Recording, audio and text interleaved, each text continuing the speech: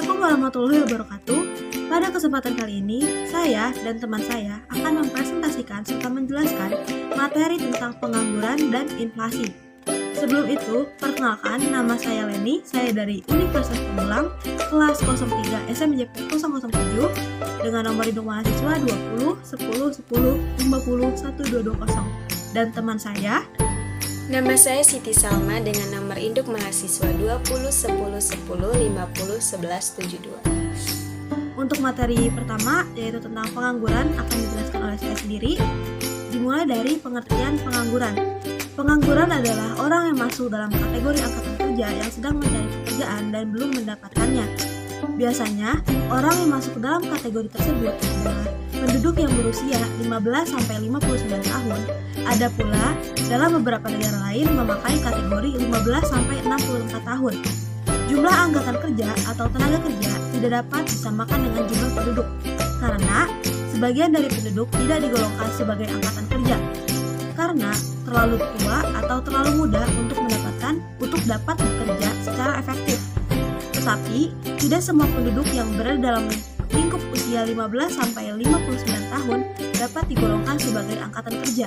Apabila mereka tidak bekerja dan tidak mencoba mencari pekerjaan, walaupun umur mereka seperti yang sudah saya sebutkan tadi, maka mereka tidak termasuk golongan angkatan kerja. Golongan masyarakat seperti ini adalah pelajar sekolah menengah yang belum masuk ke tingkat universitas, mahasiswa, dan juga ibu rumah tangga. Selanjutnya adalah tentang jenis-jenis pengangguran. Jenis-jenis pengangguran dibagi menjadi dua kategori, yaitu menurut penyebab dan menurut ciri-cirinya. Yang pertama, menurut penyebab.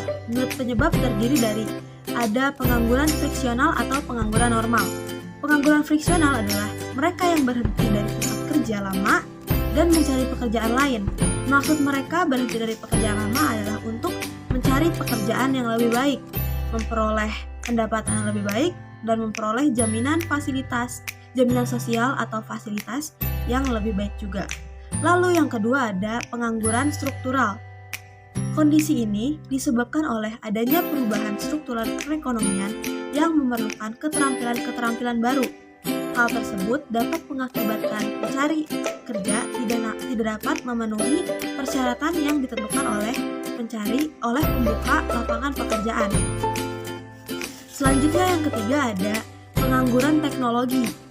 Pengangguran ini disebabkan oleh adanya pergantian tenaga manusia oleh mesin-mesin atau bahan-bahan kimia, contohnya seperti racun lalang dan rumput, telah mengurangi penggunaan tenaga kerja untuk membersihkan sawah, ladang, dan perkebunan. Perusahaan cenderung memilih tenaga kerja mesin dibandingkan manusia karena lebih cepat, mudah, dan lebih hemat biaya. Lalu yang keempat ada pengangguran siklikal. Pengangguran siklikal adalah pengangguran yang menganggur akibat naik turunnya siklus ekonomi, sehingga permintaan tenaga kerja lebih rendah daripada penawaran kerja, sehingga perusahaan akan mengurangi produksi dan memberhentikan karyawan.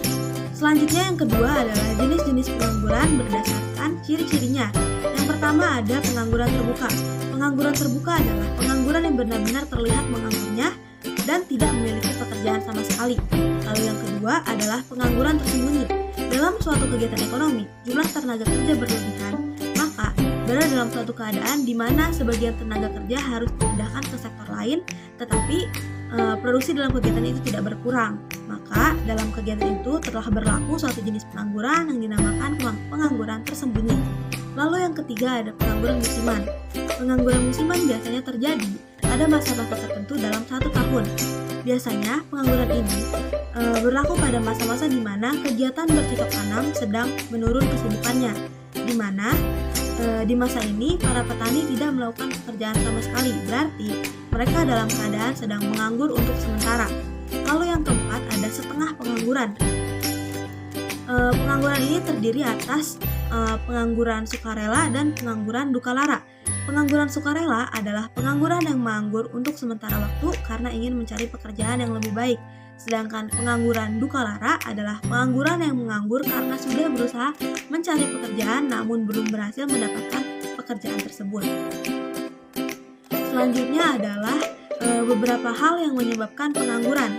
Yang pertama ada penduduk yang relatif banyak, lalu yang kedua ada pendidikan dan keterampilan yang rendah, yang ketiga ada angkatan kerja yang tidak dapat memenuhi persyaratan yang dibinta dunia kerja, lalu yang keempat ada teknologi yang semakin modern, lalu yang kelima ada pengusaha yang selalu mengejar keuntungan untuk melakukan penghematan-penghematan, lalu yang keenam adalah penerapan rasionalisasi, lalu yang ketujuh adanya lapangan kerja yang dengan dipengaruhi oleh musim, lalu yang ke-8 ada ketidakstabilan perekonomian, politik, dan keamanan suatu negara.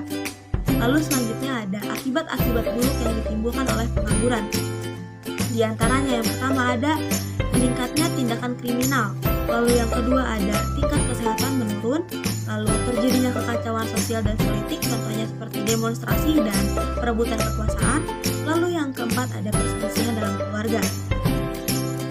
Selanjutnya ada penjelasan mengenai rumus untuk menghitung tingkat pengangguran.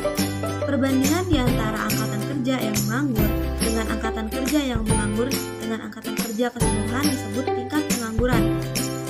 Untuk mengukur tingkat perbandingan bisa menggunakan cara di bawah ini, yaitu tingkat pengangguran sama dengan jumlah pengangguran dibagi jumlah angkatan kerja dikali 100%. Baik, sekian penjelasan dari saya. Selanjutnya adalah materi inflasi yang akan dijelaskan oleh teman saya, Siti Salma. Terima kasih. Baik, saya akan menjelaskan materi yang sebelumnya sudah disampaikan oleh teman saya Leni mengenai pengangguran dan inflasi. Saya di sini akan menjelaskan mengenai inflasi. Inflasi adalah suatu proses meningkatnya harga-harga secara umum dan terus-menerus atau kontinu berkaitan dengan mekanisme pasar yang dapat disebabkan oleh berbagai macam faktor-faktor atau bisa juga disebut dengan penurunan nilai mata uang. Faktor penentu dari inflasi. Yang pertama yaitu tingkat permintaan barang dan jasa yang meningkat, namun persediaan barang dan jasa terbatas.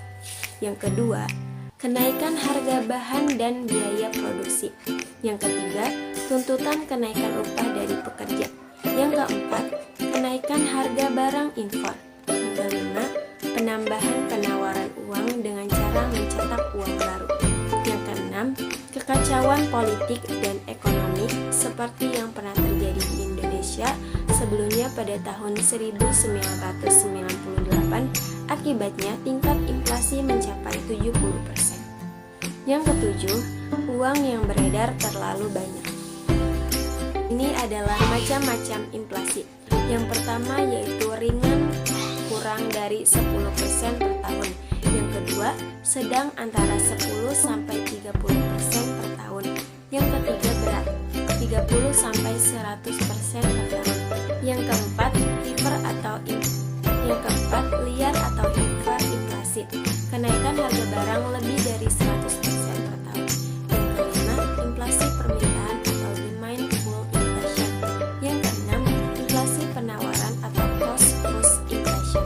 Yang ketujuh, inflasi spiral. Dan yang kedelapan, inflasi impor atau imported inflation.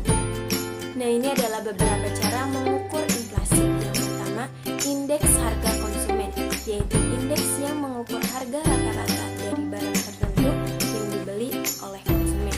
Yang kedua, indeks biaya hidup atau cost of living index.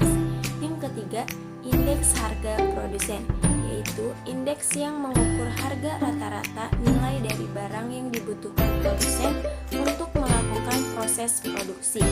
Yang keempat, indeks harga komoditas, yaitu indeks yang menghitung harga dari komoditas-komoditas tertentu.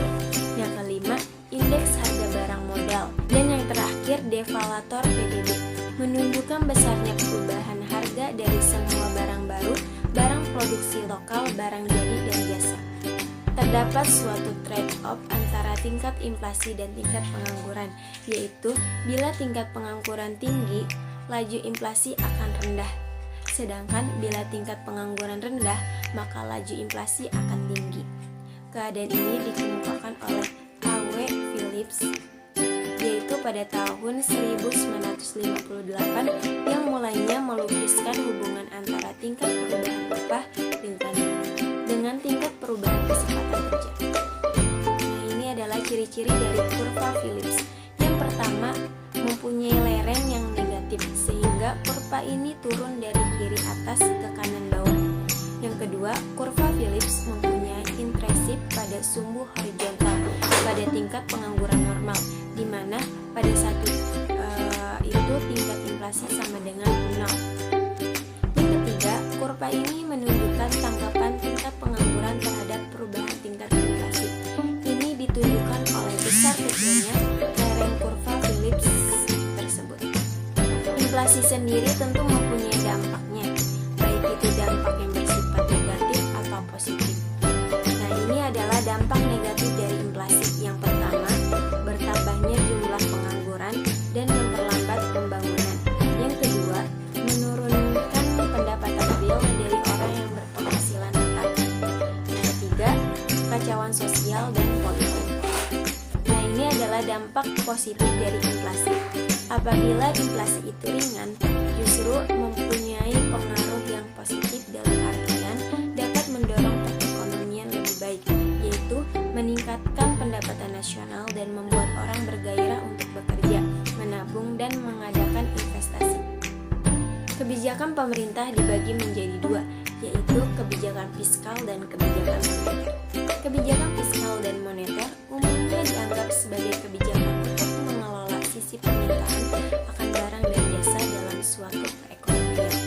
Kedua kebijakan ini menyangkut masalah pengelolaan permintaan dengan tujuan untuk mempertahankan produksi nasional suatu perekonomian atau suatu negara yang mendekati kesempatan kerja penuh, dan juga mempertahankan tingkat harga barang dan jasa pada tingkat yang sudah tercapai sekarang. Oke, mungkin cukup sekian penjelasan dari saya dan teman saya, Leni, mengenai pengangguran dan inflasi. Semoga apa yang sudah kami sampaikan bisa bermanfaat bagi teman-teman semua. Terima kasih. Wassalamualaikum.